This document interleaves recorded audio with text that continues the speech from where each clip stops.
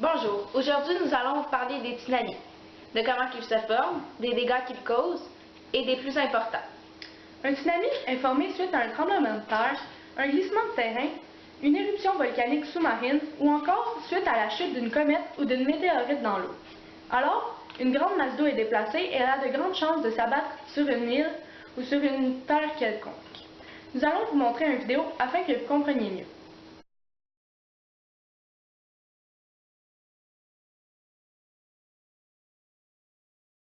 Maintenant, nous allons vous parler de quelques tsunamis qui se sont produits un peu partout dans le monde et qui ont causé de gros dommages.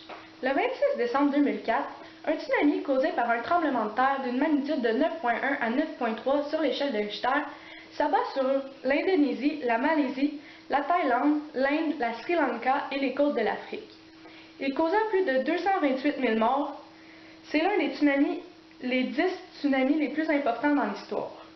Le 28 décembre 1908, un terrible séisme suivi d'un tsunami ravage la ville de Messine. Celle-ci se retrouva pratiquement rayée de la carte. Les estimations affirment qu'il y a près de 120 000 victimes.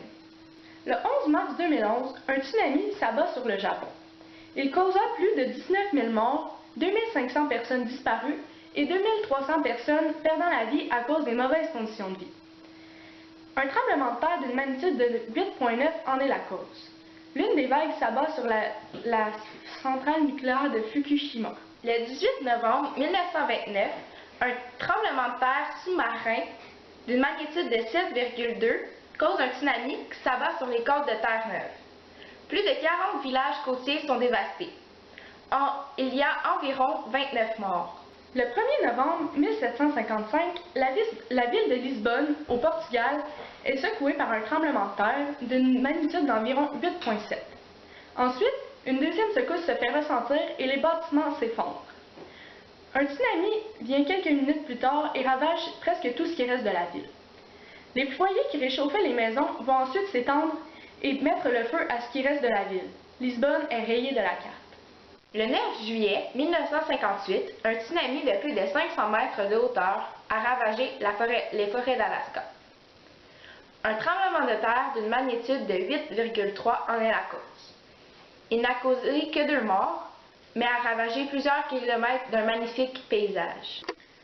Tous ces tsunamis ont ravagé l'endroit où ils se sont abattus. Quelques tsunamis ne causent pas beaucoup de dégâts, mais lorsqu'ils en causent, ils peuvent dévaster une ville entière et même plus. Ils peuvent causer l'inondation ou la démolition d'immeubles et de maisons. Cela veut également dire de grosses pertes matérielles. Lorsque les vagues emportent avec elles les débris des bâtiments, elles peuvent percuter les survivants qui s'y trouvent encore et les blesser grièvement ou même les tuer.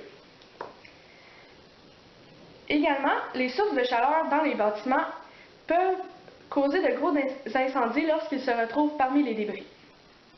Après, lorsque le tsunami est terminé, les dégâts sont visibles et fantasmacroyables! Tous les déchets qui se trouvent un peu partout vont causer une grande pollution environnementale.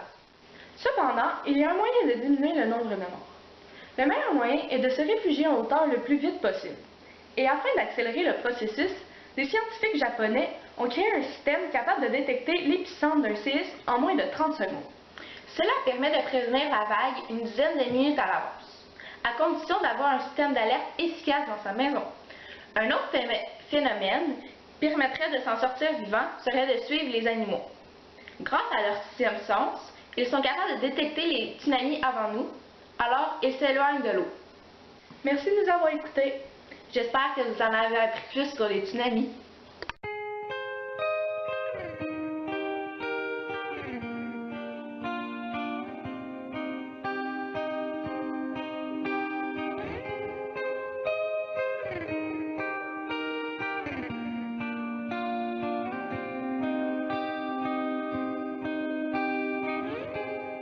Coming up only to hold you under, and coming